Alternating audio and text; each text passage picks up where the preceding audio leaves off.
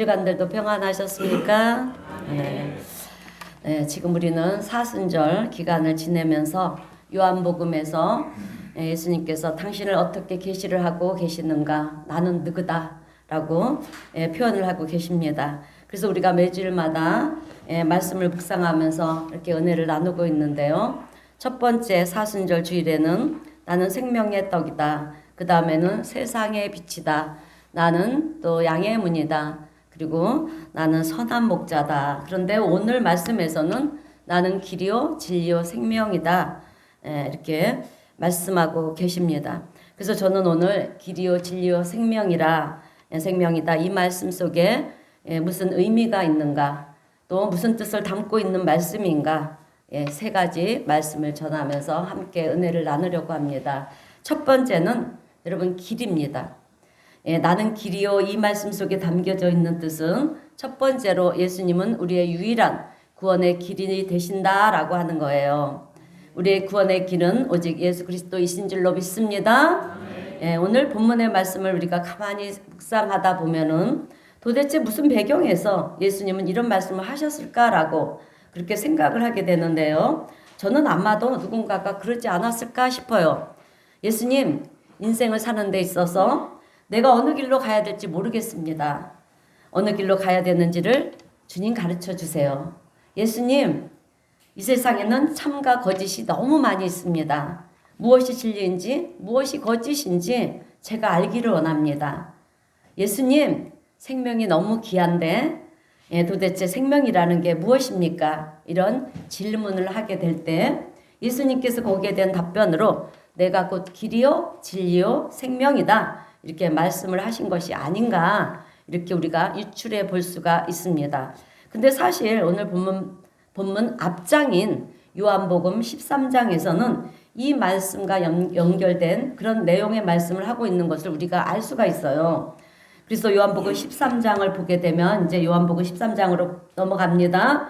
예수님께서는 제자들과 이제 마지막 만찬을 하는 가운데 계세요. 만찬을 하는 가운데 이런 말씀을 하시는 거예요.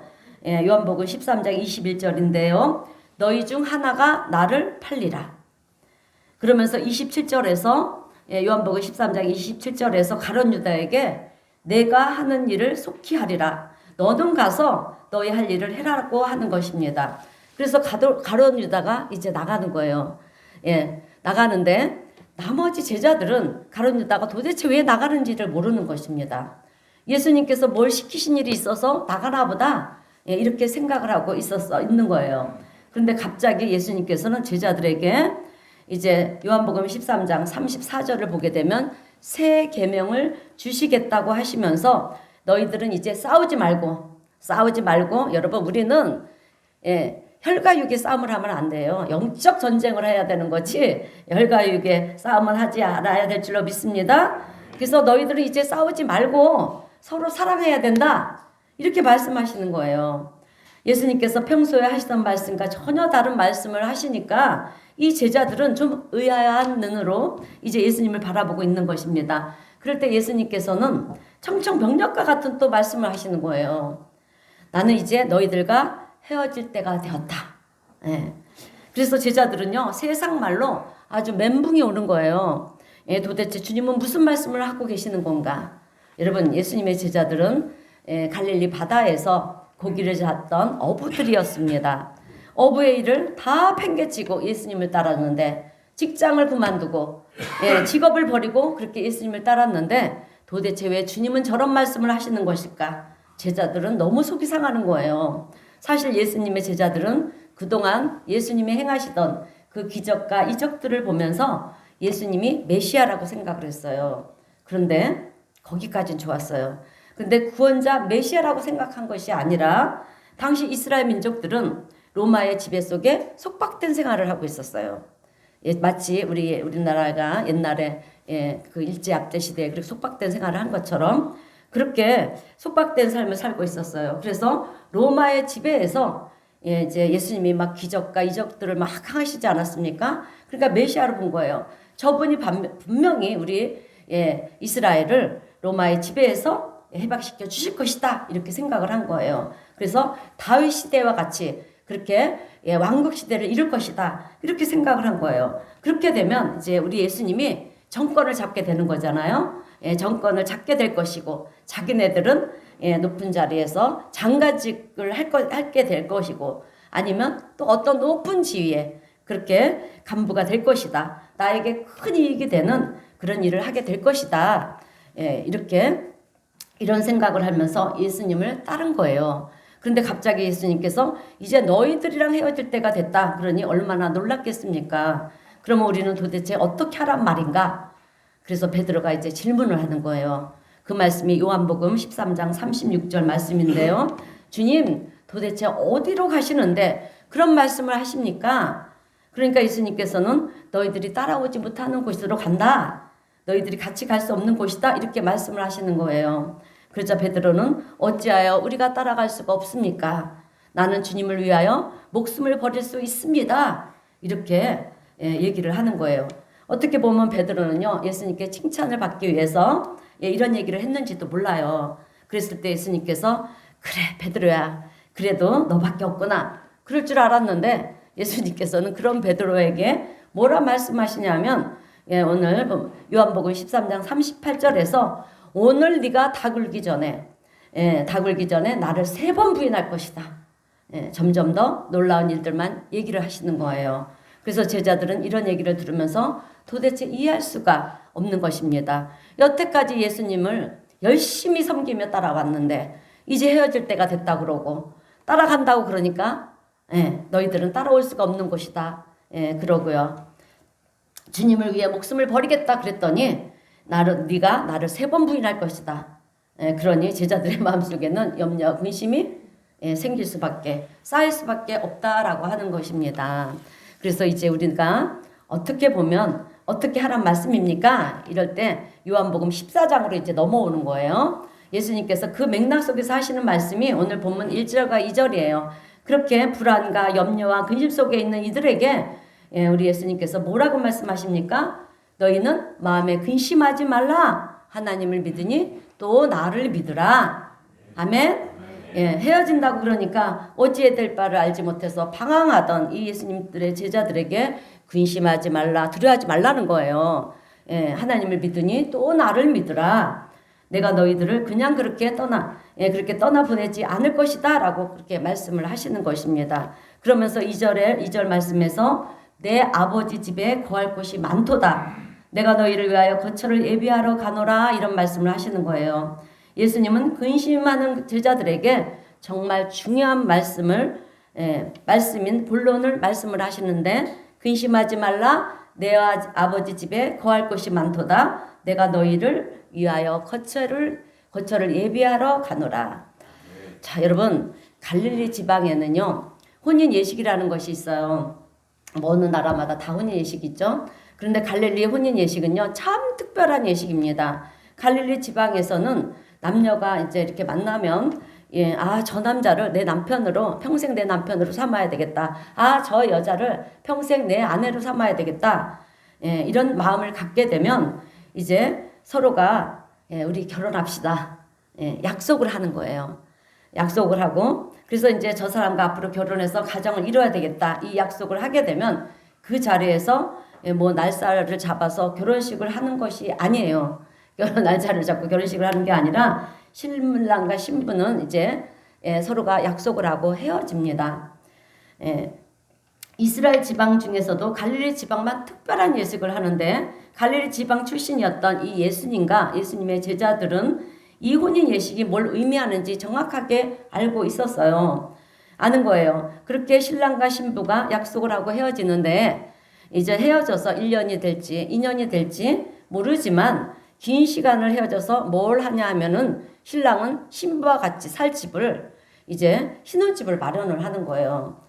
아버지 집에 가서 이제 뭐 창고를 헐어서 살 집을 짓거나 아니면 좀 방을 좀 더 넓혀서 만들거나 신부와 그렇게 살 수 있는 집을 꾸미는 것입니다. 이것을 거처를 마련하는 거예요. 이것이.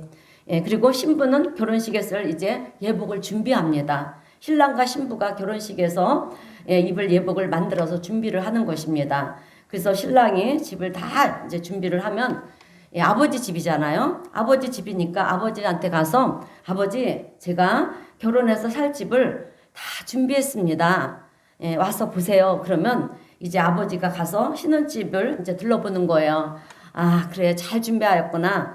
잘했다. 그러면 신랑이 뭘 하냐면 아버지가 가서 신부를 데려오라고 명령할 때까지 기다려야 되는 거예요.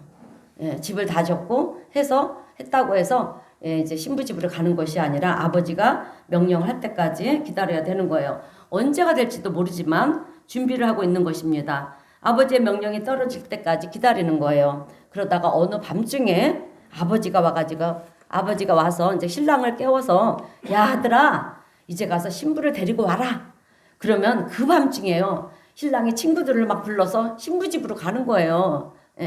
달려가서 친구들이 신랑이 왔다 이렇게 이제 소리를 칩니다. 여러분 우리나라도 그 약혼식 때 이런 문화가 있지 않습니까? 지금은 이제 뭐 약혼식이 많이 사라졌는데 뭐 한 받으세요 이렇게 소리치듯이 참 그래서 이스라엘과 우리나라는 참 비슷한 것들이 너무 많아요. 달려가서 이제 친구들이 신랑이 왔다 소리를 치는 거예요. 그러면 신부 집에서 잔치 자리에 참여할 사람들이 자다가 다 일어나서요. 신랑 맞는 준비를 이제 하는 것입니다. 신부 또한 일어나서 자기가 준비한 그 예복을 입는 거예요. 근데 신랑의 친구들이 신부의 집으로 갈 때 그냥 가는 것이 아니라 여러분 가마를 가지고 가요. 우리나라도 예전에 결혼할 때 우리 부모님들 보니까 가마 타고 이렇게 가는 것을 볼 수가 있는데 이때는 이 이스라엘은 신랑의 친구들이 신부의 집으로 갈 때 가마를 들고 가는 거예요. 그리고 그 가마에 신부를 태워서 이제 신랑을 맞이하게 하는 거예요. 그냥 맞이하게 하는 게 아니라 신부를 태워서 맞이하게 하는데 그때 가마를 타게 되면 신부의 발이 공중에 떠 있게 되겠죠? 공중에 뜨잖아요. 그 상태에서 신랑을 맞이하는 거예요, 여러분. 그렇게 신랑을 맞이해서 신부는 신랑의 집으로 그러니까 아버지의 집으로 가는 거예요. 이것이 갈릴리 혼인잔치의 방법이라고 하는 것입니다. 그래서 예수님께서 거처를 예배하러 간다 그랬을 때 갈릴리 출신이었던 이 예수님의 제자들은 우리 갈릴리 지방의 혼인잔치에 대한 얘기를 하는 것 같기도 하고 좀 아리송한 것입니다. 그 당시에 제자들은 그렇게 잘 몰랐겠지만 오늘 우리는 어떻습니까? 성경을 통해서 그죠? 알게 되는 거잖아요. 예수님께서 우리를 맞이하는 게 무엇이냐? 이 갈릴리 지방의 혼인잔치와 똑같다라고 하는 거예요. 그래서 신랑 대신 예수님께서 제자들을 위해서 거처를 예비하러 가는 것입니다. 또 예수님을 믿는 우리들이 신부잖아요. 그러니까 신부인 우리들을 위해서 거처를 예비하러 가는 것입니다. 그리고 다 준비가 되면 이제 아버지가 신랑 되는 아들한테 가서 신부를 데리고 오라. 그러면요 신랑 대신 우리 예수님께서 이제 오시는 거예요. 그래서 마태복음 24장 36절을 보게 되면 예수님이 재림하시는 그때에 대해서 이렇게 얘기를 하는 것입니다. 그날과 그때는 아무도 모르나니 하늘의 천사들도 아들도 모르고 오직 아버지만 아시느니라. 갈릴리 혼인잔치에서는 아버지가 결정을 하는 것이기 때문에 그날이 언제가 될지 아들도 모른다라고 하는 거예요. 우리 예수님도 모르시는 거예요. 마지막 때가 되면 그때가 언제인지 준비가 다 되었는데 왜 아버지가 신부를 데리고 오라고 안 시키는지 아들도 모른다라고 하는 거죠. 아버지가 그때를 정한다라고 하는 거예요. 그리고 데려오게 될 때 공중에서 주를 만난다. 우리가 이것을 휴거라고 얘기를 하는 것입니다. 신부된 우리들은 신랑의 친구들이 가마를 가지고 왔을 때 신부는 그 가마를 타고 공중에서 신랑을 맞이한다고 했지 않았습니까?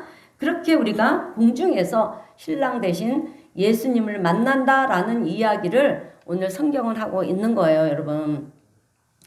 휴거 때, 마지막 때. 그래서 예수님이 재림 때 우리가 주님을 만나는 것을 이렇게 얘기를 하고 있는 것입니다. 근데 여기서 우리가 생각해야 되는 것은 신랑의 집이 어디냐 하면 바로 아버지 집인데요. 아버지의 집에다가 신랑이 거처를 마련하는 거예요.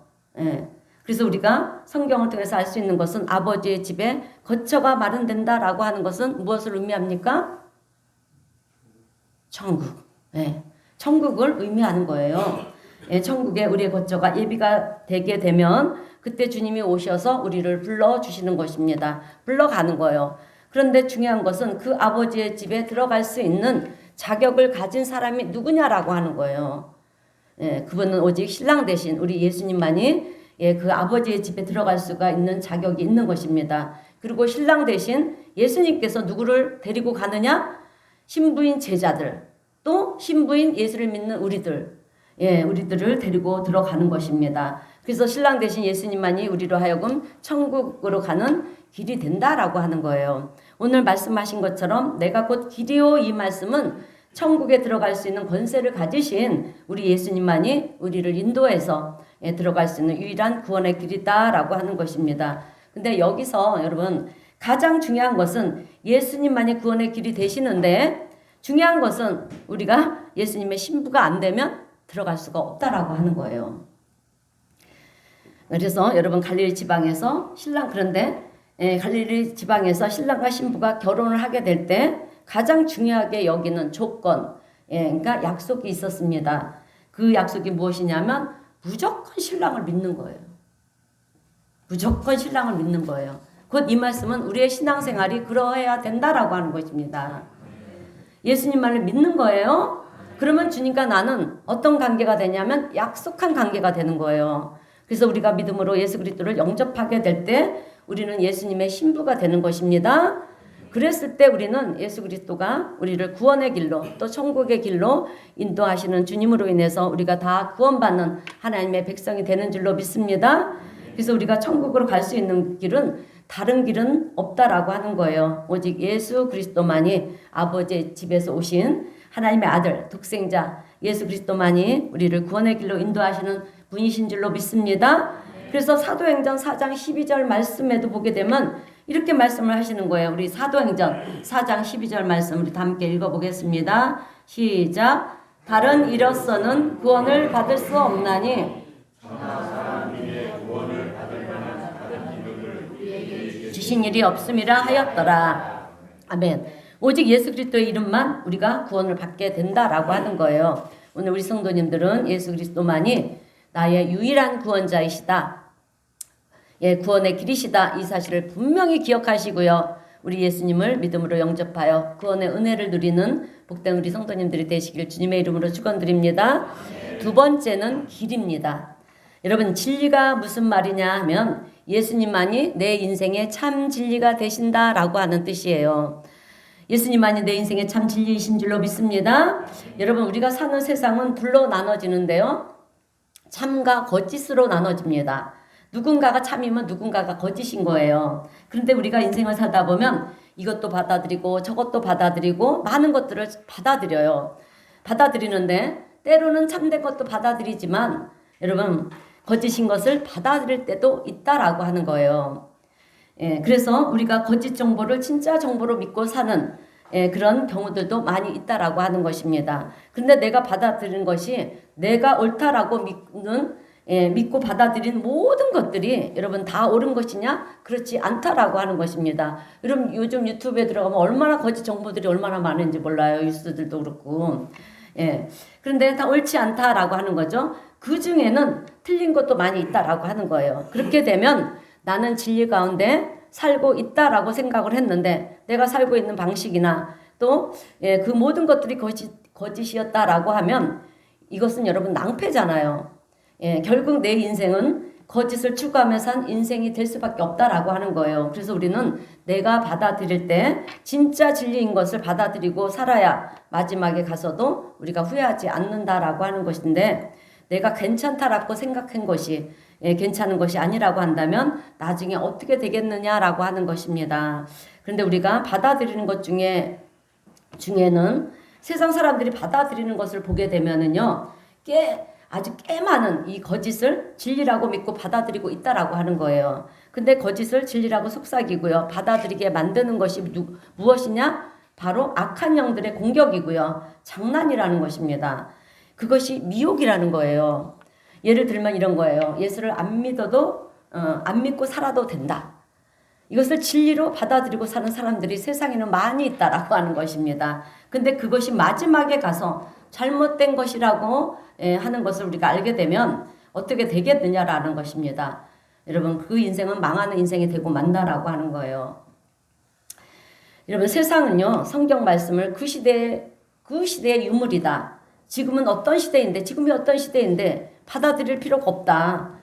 지금은 우리가 성경 말씀을 따라 사는 것이 아니라 시대의 흐름을 따라 살아야 된다. 이렇게 이런 것들이 진리라고 얘기를 하고 있어요. 그런데 그것이 나중에 아니라고 한다면 어떻게 되겠습니까? 그 인생은 정말 망하는 인생이 될 수밖에 없다라고 하는 거예요. 그래서 우리는 그냥 되는 대로 살면 안 되는 거예요. 내가 지금 바른 길을 가고 있는가? 내가 진짜 진리를 추구하며 살고 있는가? 지금 내가 사는 삶이 거짓된 삶이 아니라 참 진실된 삶을 살고 있는가? 그것을 우리는 늘 생각하면서 그리고 내 자신을 돌아보면서 우리는 살아야 된다라고 하는 것입니다. 그래서 오늘 우리는요, 인생을 살면서 아무거나 택하면 안 되는 거예요.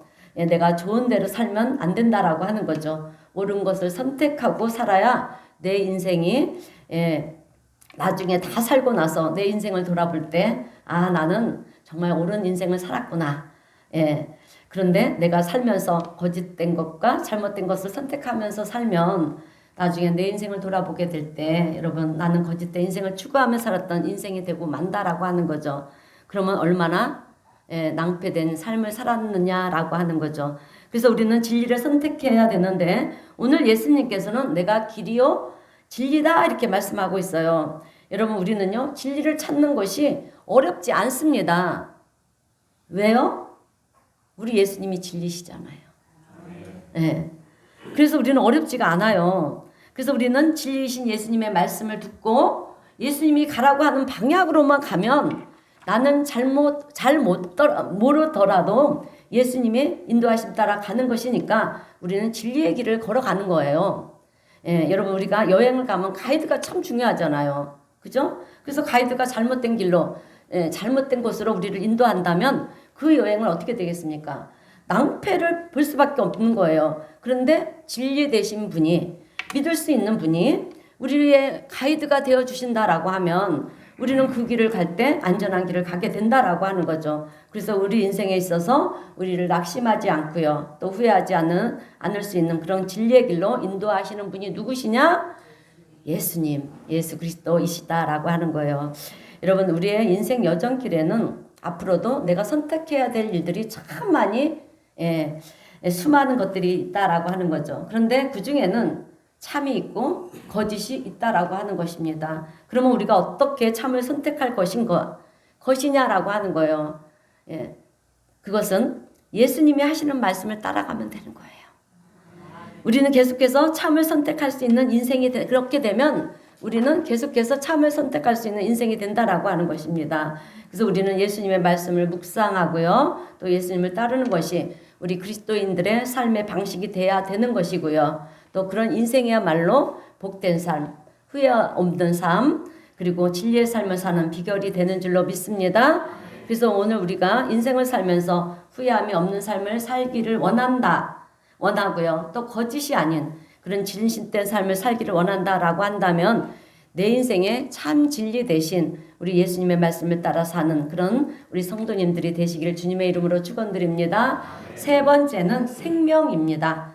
여러분, 예수님은 내가 곧 길이요 진리요 생명이라고 말씀하셨어요. 그러면 생명은 무슨 뜻인가? 그것은 우리 예수님이 생명의 창조주이시다라고 하는 것입니다. 예수님이 우리의 생명의 창조주이신 줄 믿으시길 주님의 이름으로 축원드립니다.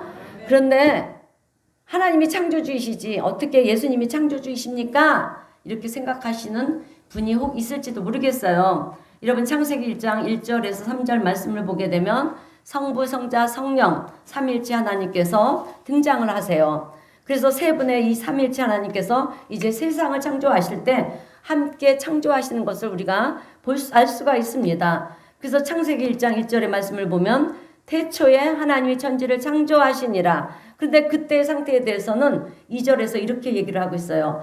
땅이 혼돈하고 공허하며 아무것도 없다라고 하는 것입니다. 흑암이 깊음 위에 있고 하나님의 영은 수면 위에 은행하시니라.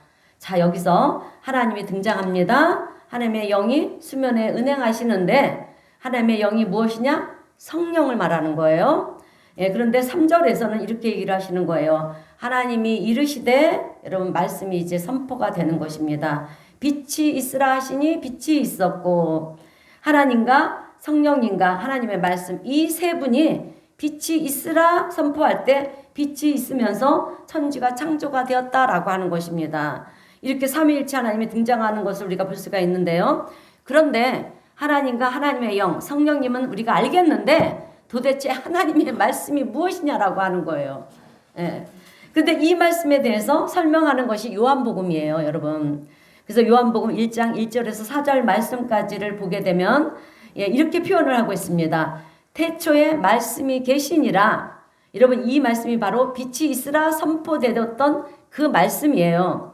이 말씀이 하나님과 함께 계셨으니 이 말씀은 곧 하나님이시라. 그가 태초에 하나님과 함께 계셨고 만물이 그로 말미암아 지은 바 되었으니 지은 것이 하나도 그가 없이는 된 것이 없느니라. 이렇게 표현을 하고 있습니다. 그러니까 만물이 다 그 말씀으로부터 지은 바 되었고 지은 것 중에 하나도 그 말씀이 없이는 지은 바 된 것이 없다. 이렇게 얘기를 하고 있습니다. 그 다음에 4절을 보니까 그 안에 생명이 있었으니 이 생명은 사람들의 빛이라. 그 말씀 안에 생명이 있어서 생명이 창조가 되었다라고 하는 것입니다. 근데 말씀이 하나님이신 것은 알겠는데 그 말씀이 지금 어디에 있느냐라고 하는 거예요. 예. 여러분 요한복음 1장 14절 말씀을 보게 되면 그 말씀에 대해서 소개를 하고 있습니다. 야, 우리 다 함께 요한복음 1장 14절 말씀을 읽어보겠습니다. 시작. 말씀이 육신이 되어 우리 가운데 거하시네. 우리가 그의 영광을 보니 아버지의 독생자의 영광이요 은혜와 진리가 충만하더라. 아멘. 그러니까 이 말씀은 말씀이 육신이 되어 우리 가운데 오신 예수 그리스도의 성육신의 사건에 대해서 얘기를 하는 거예요. 그래서 말씀이 육신이 되어 우리 가운데 오신 분, 그분이 누구냐? 그 말씀이 육신을 입고 이 땅에 오신 예수 그리스도라고 하는 것입니다. 그래서 요한복음의 증거들을 보면은요, 말씀이 육신이 되어 오신 예수님을 증거하고 있는데 그분이 누구시냐? 하나님이시고 만물이 그로 말미암아 창조가 되었으니 그분은 곧 창조주이시고 그리고 그 안에 생명이 있었으니 그분이 바로 생명의 근원이 되시는 예수 그리스도다라고 하는 거예요. 여러분 이해가 되셨습니까? 네. 근데 이 대목이 세상에서 말하는 진화론과 여러분 정면으로 대치가 되는 부분이에요. 여러분 우리 기독교는 창조론을 말씀을 하고 있어요. 그런데 세상에는 진화론을 얘기를 합니다. 예. 그런데 세상에서 그런데 진화가 된다, 발전을 한다. 그것은 얼마든지 있을 수가 있는 얘기예요, 사실. 근데 진화론에서 가장 큰 맹점은 아직도 풀리지 못한, 예, 명쾌하게 풀지 못한 것이 무엇이냐면, 예, 바로 생명의 시작이라는 거예요. 무에서 어떻게 생명이 시작이 되었는가? 그것에 대해서는 절대 설명을 하지 못하고 있다라고 하는 거예요. 예, 그런데 추측을 하기는 아미노산을 모아놓고요. 단백질을 모아놓고 아미노산, 단백질 결합시켜서 여러분 전기를 충격을 가하면 예, 그것이 살아난다라고 그렇게 추측을 하고 말을 하고 있어요. 이것은 말이 안 되는 얘기잖아요, 여러분. 예, 그렇게 해서 뭐 예, 시작이 되어 인간이 생명이 시작이 되었다? 이건 말이 안 되는 거예요. 이런 얘기는요. 세월이 지나다 보니까 어느 날 예, 저절로 아파트가 세워졌다라는 말과 예, 별반 다르지 않는 거예요. 근데 이런 일은 있을 수가 없는 거잖아요. 아파트를 설계한 자가 있고요. 또 그 설계를 따라서 시공한 사람들이 맞는 사람이 있기 때문에 아파트가 세워진 것이 아니겠습니까? 이것은 확률적으로 있을 수가 없는 얘기라는 거예요. 진화론에서 다리가 짧아졌다, 길어졌다 이런 이야기는 할 수가 있어요. 예, 생명이 어떻게 만들어졌느냐 이 부분에 대해서는 그랬을 것이다 이렇게 추측을 하는데 그런 일이 일어날 수 있는 확률은 제로라고 하는 것입니다. 이러면 생명이라는 것이 무엇입니까? 예, 생명이라고 하는 것이 어떻게 진화론으로 설명이 될 수가 있겠느냐라고 하는 거예요. 예, 성경에서 말하는 생명의 기원은 창세기 2장 7절의 말씀에 있습니다. 우리 창세기 2장 7절의 말씀 다 함께 읽어보겠습니다. 시작. 여호와 하나님이 땅의 흙으로 사람을 지으시고 생기를 그 코에 불어넣으시니 사람이 생명이 되니라. 아멘. 어느 종교에서도 이런 말씀이 없어요. 여러분 여호와 하나님이 땅의 흙으로 사람을 지으시고 흙을 가지고요 우리의 사람의 형상을 만드신 것입니다. 그리고 그 생기를 하나님의 생기를 그 사람의 코에 불어 넣으시니 사람이 생명이 되니라. 그러니까 호흡, 하나님의 호흡이에요. 하나님의 숨, 그 생기를 하나님의 생명의 호흡을 후 하고 여러분 흙으로 만든 사람의 코에 불어 넣으셨어요. 불어 넣어서 사람이 생명, 살아있는 존재가 되었다라고 하는 것입니다. 그런데 이 얘기는 어떻게 들으면 솔직히 신화처럼 들려요. 그죠? 들릴 수도 있어요. 그러나 이것처럼 정확한 설명이 없다라고 하는 것입니다. 왜냐하면 우리 사람이란 존재가 여러분 어떻게 구성이 되었어요? 우리 몸이 어떻게 구성이 되었습니까? 육체와 영혼으로 구성이 됐잖아요. 그리고 어느 순간인가 우리가 죽음을 맞이하게 되는데 죽음이라는 것은 육체에서 영혼이 분리가 되는 거잖아요.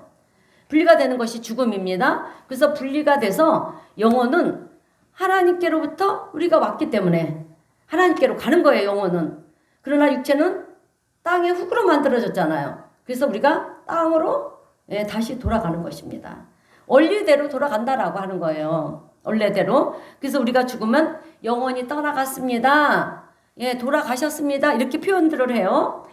그래서 이런 얘기들을 하는 거예요. 그러니까 돌아가셨다는 것은 왔던 곳으로 다시 돌아갔다라고 하는 거예요. 다 풀어보세요. 돌아갔다. 돌아가셨다. 왔던 곳으로 다시 돌아가셨다. 자, 그래서 아무리 건강한 사람이라고 할지라도 여러분 내 육체에서 영혼이 분리가 되면 죽는 것이고요. 아무리 우리가 약한 사람이라 할지라도 내 몸에서 영혼이 분리가 안 되면 살아있는 거예요.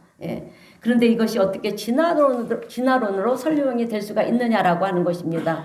한 번 살았으면 진화를 한다라고 하면 계속 진화가 돼야 되잖아요. 근데 왜 어느 순간이 되면 죽느냐라고 하는 것입니다. 진화론이 되면 계속 진화가 돼야 되고 그리고 우리 사람이 뭐 원숭이였는데 원숭이가 진화가 돼서 뭐 호모사피엔스 사피엔스 막 이렇게 변화돼서 이렇게 사람이 됐다라고 하면 여러분 원숭이는 계속 원숭이가 존재하지 말아야 되는 거예요. 근데 존재하고 있잖아요. 여러분 죽는다는 것은 설명을 할 수가 없는 거예요. 그러나 성경에서는 분명히 생명 되신 하나님께서 우리를 이 세상에서 잠시 살게 하시고 그리고 때가 되면 우리의 영혼이 다시 주님 앞으로 가는 것이고 몸은 육체는 흙에서 왔으니 흙으로 돌아간다. 정확한 얘기를 하고 있는 것입니다. 그런데 여러분 특이한 것은 제가 아무리 이렇게 설명을 해도요. 사람들은 자신들이 믿고 싶은 말만 믿는다라고 하는 거예요. 그게 참 신기하기도 하지만 악한 영이 사람들로 하여금 이렇게 하나님을 못 믿게 만든다라고 하는구나 이런 생각을 하게 될 때가 참 많이 있어요. 그러나 오늘 우리 성도님들은 세상 사람들이 성경에 대해서 또 우리의 신앙생활에 대해서 교회에 대해서 우리 예수님에 대해서 뭐라고 말을 하든 우리 성도님들은 성경의 말씀이 진리이고 예수님이 구원의 길이시고 생명의 근원이 되신다. 이것을 분명히 믿으시는 우리 성도님들이 되시기를 주님의 이름으로 축원드립니다. 여러분 그래서 우리 예수님이요 생명의 근원이 되시는 분이시잖아요. 분이시기 때문에 여러분 그 요한복음 11장 43절에서 44절 말씀을 보면 죽은 나사로를 안에서 나사로야 나와라 그랬을 때 죽었던 나사로의 몸이 어떻게 됐습니까? 영혼이 다시 들어가니까 그 생명의 근원이 되신 예수님이 그렇게 선포를 하니까 다시 살아나는 것을 우리가 볼 수가 있지 않습니까? 또 죽었던 해당장에 그 야이로의 딸에 대해서도 그 달리다금 소녀야 일어나라 하였더니 그 죽었던 아이가 살아나는 것을 볼 수가 있어요. 여러분 이것은 무엇을 의미하느냐 하면 예수님께서 살아생전에 그런 일들을 보여주심을 통해서 죽음이 끝이 아니다. 영원한 생명의 나라가 있다. 천국이 있다. 여러분 이것을 우리에게 보여주시는 것입니다. 그래서 사도행전을 보면 복음을 전하던 스데반 집사가요. 이제 순교를 당하지 않습니까? 순교를 당할 때 스데반을 죽었다라고 표현하지 않고 잔다라고 그렇게 표현을 해요. 그 말씀이 사도행전 7장 60절 말씀인데요. 돌에 맞아 죽어가는 이 스데반 집사가 마지막으로 주님 앞에 이제 중보기도를 이렇게 하는 것입니다. 주여 이 죄를 그들에게 돌리지 마옵소서 이 말을 하고 자니라. 돌에 맞아서 죽어가는 스데반 집사가 주님 앞에 자기에게 돌을 던진 자들을 용서해 달라고 그렇게 기도를 하고 죽었다 이렇게 말을 하지 않고요. 잔이라 잠들었다 이렇게 표현을 하고 있습니다. 그리고 좀 전에 얘기한 이 해당장 야이로의 딸에 대해서도 마가복음 5장 39절 말씀을 보게 되면 너희가 어찌하여 떠들며 오느냐. 그러니까 해당장 야이로의 딸이 죽은 거예요. 그래서 막 슬피 우는 거예요. 떠들면서. 떠들며 오느냐. 이 아이가 죽은 것이 아니라 잔다 하시니 죽은 것이 아니라 잔다라고 그렇게 표현을 하고 있습니다. 이렇게 표현을 하는 것은 아주 죽는 것이 아니기 때문에 우리가 영원한 나라로 들어가는 것이기 때문에 그렇게 표현을 하고 있다라고 하는 거예요. 그러므로 오늘 우리 성도님들은 생명의 근원이 되시는 예수님과 그분을 통해서 우리는 영원한 생명을 누리는 복된 자임을 분명히 깨달아 아시는 성도님들이 되시기를 바랍니다. 여러분 세상 역사를 가만히 한번 돌아보세요. 돌아보면 어려웠던 나라들이 복음이 들어가면서 잘 사는 나라가 되는 것을 볼 수가 있어요. 우리나라도 여러분 50년, 70년 전만 해도 어떻습니까? 얼마나 헐벗고 가난한 나라였는지 몰라요. 저와 연배가 비슷하신 분들은 다 공감하실 거예요. 참 우리도 어렸을 때 자랄 때 먹거리가 참 없었잖아요. 저는 아카시아 꽃을 참 많이 따먹었던 게 기억이 나요. 그리고 또 뭐 메뚜기들을 잡아서 구워 먹기도 하고 참 그랬던 시절을 우리가 보냈는데 지금은 어떻습니까? 여러분. 먹거리가 넘쳐나는 그런 나라가 되었어요. 우리나라도 복음이 들어오면서 이렇게 잘 먹고 잘 사는 그런 부강한 나라가 될 수가 있었다라고 하는 것입니다. 초창기에 기독교 국가들을 보게 되면은요, 미국이나 유럽 국가들을 보면은 얼마나 잘 살고 행복한 나라들이 되었는지 몰라요. 문명이 발달된 그런 나라였습니다. 그래서 그 루브르 박물관에 가보면은요, 여러분 정말로 얼마나 이 유럽 쪽이 얼마나 막 건축 양식들 한번 보세요. 우리나라는 초가집, 기아집이에요. 참 그런 거 보면 문명이 얼마나 발달이 되었는지 모릅니다. 나라들도 마찬가지로 예수를 믿는 나라와 예수를 믿지 않은 공산주의 국가들을 비교해 보세요. 여러분 어느 나라가 잘 삽니까? 예수를 믿는 나라들이 잘 사잖아요. 그래서 유럽이나 뭐 미국 쪽 보면 참 이렇게 그렇게 문명도 발달이 됐지만 참 잘 살아요. 도시도 엄청 이 건축 양식도 엄청 멋있고요. 그러나 이 동남아 쪽은 다 우상 숭배들이잖아요. 어떻습니까, 여러분? 이런 것을 보더라도 생명의 근원이 되시는 예수님이 선포되는 나라마다 그리고 그 예수님을 영접하는 곳마다 개인이면 개인, 가정이면 가정, 나라면 나라가 살아나고 회복되는 역사가 일어난다라고 하는 것입니다. 그래서 내가 곧 길이요 진리요 생명이다 이 말씀을 우리가 믿음으로 받아들일 때 이 말씀이 얼마나 참 놀라운 말씀인지 모른다라고 하는 것입니다. 자 여러분 예수님만이 우리를 천국으로 인도하시는 유일한 구원의 길인 줄로 믿습니다.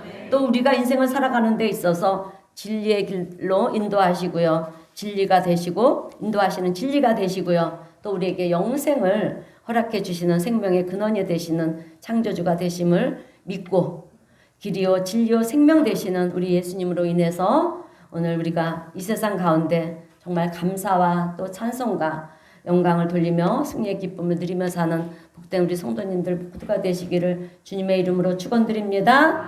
네, 기도하겠습니다. 사랑과 은혜가 충만하신 하나님 아버지 은혜에 감사합니다. 예수님께서 우리의 구원의 길이 되시고 참 진리가 되시고 생명의 구원이 되시고 또 그래서 우리의 삶을 이끌어 가시는 것이 우리에게는 참 행복이고 축복인 것을 주님 고백합니다. 우리가 이 땅을 살아가면서 늘 주님과 더불어서 기쁨과 찬송의 노래를 그치는 일이 없게 하여 주옵시고 늘 주님께 영광을 돌리는 그래서 복된 우리 모두가 될 수 있도록 하나님 은혜 베풀어 주시옵소서. 또한 예수 그리스도가 선포가 되고 또 예수 그리스도를 영접하는 곳마다 생명이 살아나는 역사, 회복의 역사가 일어나는 줄로 믿습니다. 오늘 우리 성도님들의 가정이 회복되게 하시고 또 나라가 회복되고 우리의 삶이 회복되는 그런 놀라운 하나님의 역사가 우리의 삶 속에 있게 하여 주시옵소서. 우리 주님 도와주심을 믿고 감사드리오며 예수님의 이름으로 기도드리옵나이다. 아멘. 찬송가 80장 다 함께 찬송하겠습니다.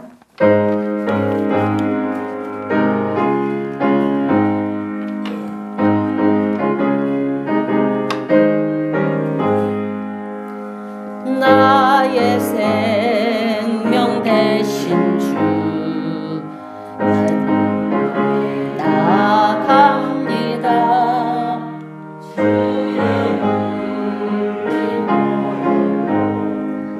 정케하사 받아주소서. 아멘. 날마다 날마다 주를 찬송하겠네. 주의 사랑 줄로서 나를 굳게 잡아 매소서. 괴로운 세상 지날 때 나를 인도하여 주소서. 그만 믿고 나가면 나의 길을 잃지 않겠네. 아멘. 날마다 날마다 주를 찾